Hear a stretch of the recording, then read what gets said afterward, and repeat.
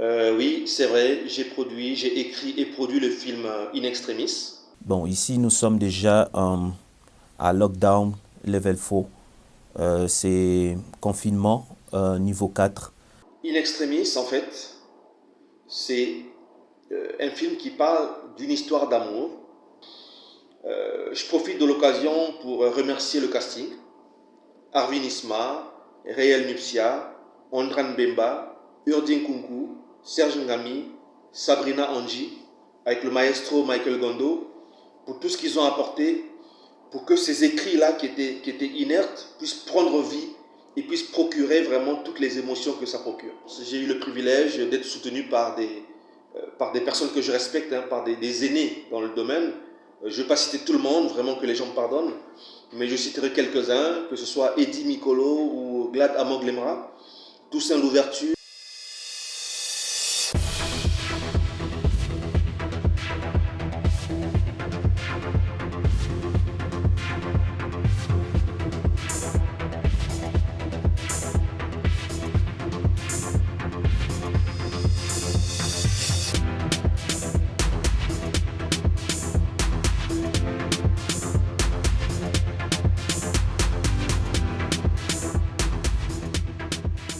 Salut, chers amis cinéastes et cinéphiles, je suis Bartel Panzou et c'est un réel plaisir de vous retrouver dans ce programme consacré au 7e art en Afrique et dans le monde.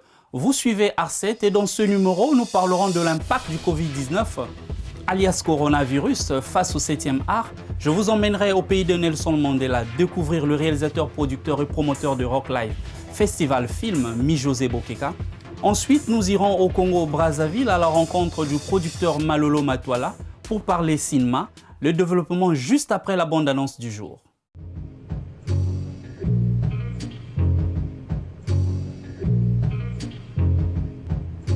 I give you powers.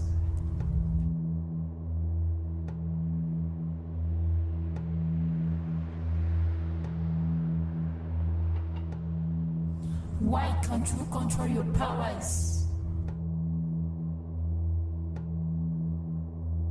This very own man you're trying to protect took my innocence.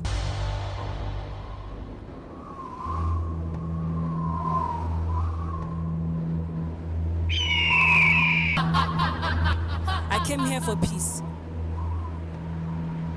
If you knew, woman, you should not dare say that. And now I'm going to take their lives. What more do you want? Or I'll shoot you. Step back or I'll shoot you. Do you want peace? Get ready for a big battle.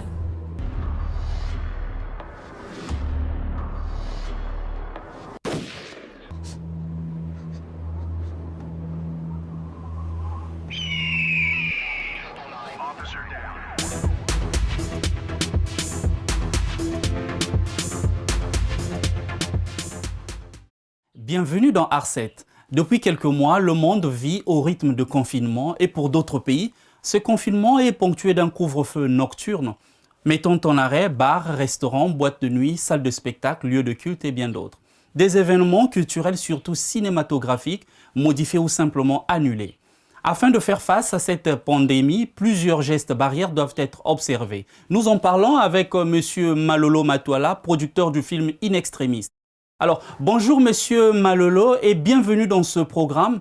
Vous êtes producteur de cinéma et récemment vous avez produit un court-métrage intitulé In Extremis, déjà projeté à Pointe-Noire.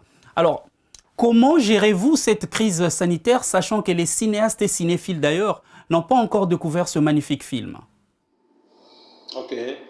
Bonjour Monsieur Bartel et bonjour à tous. Merci pour cet honneur, merci pour cette invitation. Oui, c'est vrai, j'ai écrit et produit le film In Extremis, qui est sorti à Pointe-Noire le 7 mars 2020 au Royal Cinéma. Oui, ce film est sorti devant un public assez mixte. Les gens l'ont vu à Pointe-Noire et juste après, quelques jours après, il y a eu tout ce qui est lié au Covid-19, le confinement, le couvre-feu et tout ça, toutes les mesures. Le film n'a donc pas pu être projeté dans une autre ville. que ce soit Dolisie, Brazza ou ailleurs, en raison de cette pandémie. Ouais, c'est assez dur pour un créateur, c'est assez dur pour un auteur, parce que lorsqu'on sort une œuvre, c'est pour qu'elle soit vue, qu'elle soit lue par un maximum de personnes. Donc là, pour l'instant, c'est une situation assez difficile pour nous de voir que nos œuvres ne sont pas vues par rapport à cette situation. La bonne nouvelle, c'est que c'est une situation temporaire, en tout cas, j'en suis convaincu, et que très prochainement, avec le déconfinement, le public de Brazzaville, le public de Dolisie ou d'ailleurs, aura la chance de suivre in extremis en salle, comme ça a été le cas avec le public de Pointe-Noire. Donc je demande à ce public-là de prendre leur mal en patience. In extremis est là, ils auront l'occasion de le suivre. Ils auront l'occasion de le suivre. Je vous garde en ligne, monsieur Malolo Matoala. Cher ami, je vous l'ai dit en titre, plusieurs gestes barrières doivent être observés afin d'éradiquer cette pandémie. Nous en parlons avec monsieur Mi-José Bokeka. Bonjour, monsieur Mi-José. Bonjour. Vous êtes réalisateur, producteur au studio Gladiateur Images. Vous résidez en Afrique du Sud. Alors déjà, le pays de Madiba a passé la barre symbolique de 10 000 cas au Covid-19 confirmés, dont 194 décès, et se classe en tête de pays le plus touché en Afrique subsaharienne avec plus de 350 000 tests effectués. Alors dites-nous, comment sont observés les gestes barrières dans un pays de plus de 57 millions d'habitants? À cette question, personne n'a de bonnes réponses parce que c'est une période tragique et l'Afrique du Sud traverse un moment très très difficile. Nous, en fait, nous respectons toujours les mesures prises par les autorités, c'est-à-dire respecter tous les conseils qu'on nous a donnés d'hygiène, de distanciation. Bon, ici, nous sommes déjà à lockdown level 4. C'est confinement niveau 4 où le transport, il y a les transports, mais avec un nombre limité de personnes à l'intérieur et des sociétés, certaines sociétés qui ont reçu l'autorisation de fonctionner, mais avec un nombre bien limité de personnel et aussi des boutiques sont ouvertes parce que pour des besoins de première nécessité. Et voilà, donc nous sommes là. Mi-José, je suis obligé de vous garder en ligne. À vous, monsieur Malolo Matoala, merci pour votre patience. Je rappelle aux téléspectateurs que vous êtes du côté de Brazzaville. Nous espérons que vous aussi, vous respectez les gestes barrières. Alors, parlez-nous un peu de ce film In Extremis. Quel était le but? In Extremis, en fait, c'est un film qui parle d'une histoire d'amour. Et quand on parle d'amour, la trahison n'est pas loin, le drame n'est pas loin.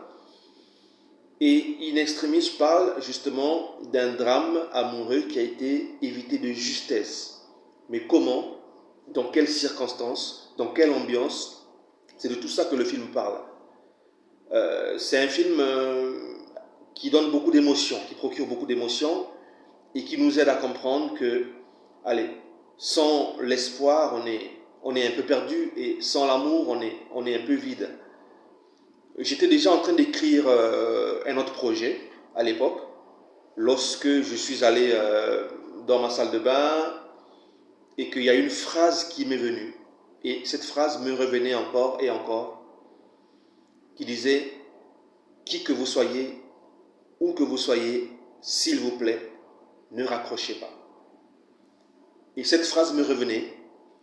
Et après, j'ai commencé à monologuer, à compléter des phrases, à essayer de donner de la réplique à moi-même, en essayant au maximum de pousser le plus loin possible l'instant où la personne qui est sur le point de prendre une grave décision allait s'arrêter pour changer de cap.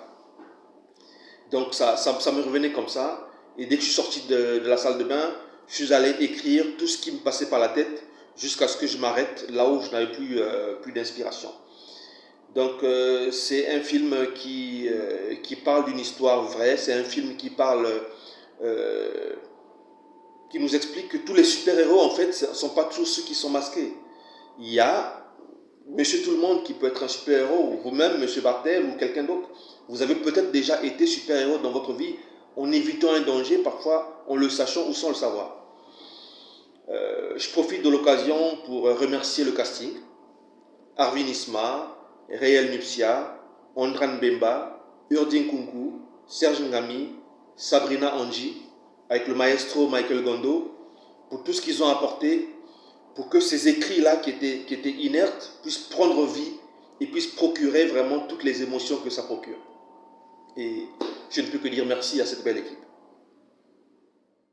Une projection cinématographique à Pointe-Noire avec plus de 100 tickets vendus. Pensez-vous avoir atteint l'objectif visé? Ah, ça. Bah oui, la projection à Pointe-Noire, comme je l'ai dit, elle s'est faite le 7 mars. J'avais choisi cette date exprès parce que le 8 mars, c'était le jour de mon anniversaire. Donc, c'était comme un petit cadeau que je m'offrais pour mon anniversaire. Oui, je ne veux pas être compliqué, je veux pas être... je pense que le but a été atteint. Plusieurs objectifs ont été atteints en tout cas.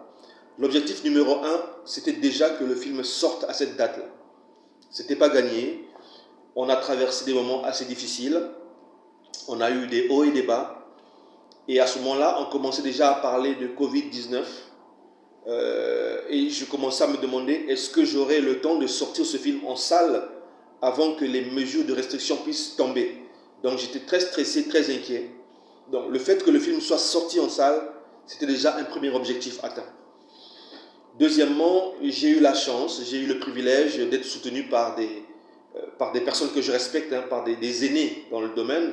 Je ne vais pas citer tout le monde, vraiment que les gens me pardonnent, mais je citerai quelques-uns, que ce soit Eddie Mikolo ou Glad Amoglemra, Toussaint Louverture. Toutes ces personnes-là du milieu de la culture ont été là, ont apporté du soutien et beaucoup d'autres. J'ai eu le privilège de voir beaucoup de nouvelles têtes, des personnes que j'ai invitées dans le cadre de mes relations professionnelles. Il y a eu dans la salle énormément de personnes qui sont venues pour la première fois suivre un film congolais au cinéma. Et j'avais mis à disposition du public ce magnifique livre d'or qui m'avait été offert justement par des partenaires. Et dans ce livre d'or, j'ai eu des merveilleuses critiques. Il y a des personnes qui, après avoir vu ce film-là, ont dit que Dieu bénisse le cinéma congolais.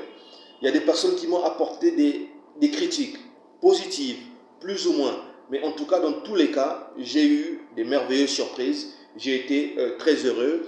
Ma famille a été là, que ce soit mon petit frère, mon père ou mon grand frère. Ils ont été là avec moi pour me soutenir. Alors rien que pour ça, je dis objectif atteint. Après, je reste impassionné et j'aimerais toujours que ce film soit vu encore et encore par de plus en plus de personnes.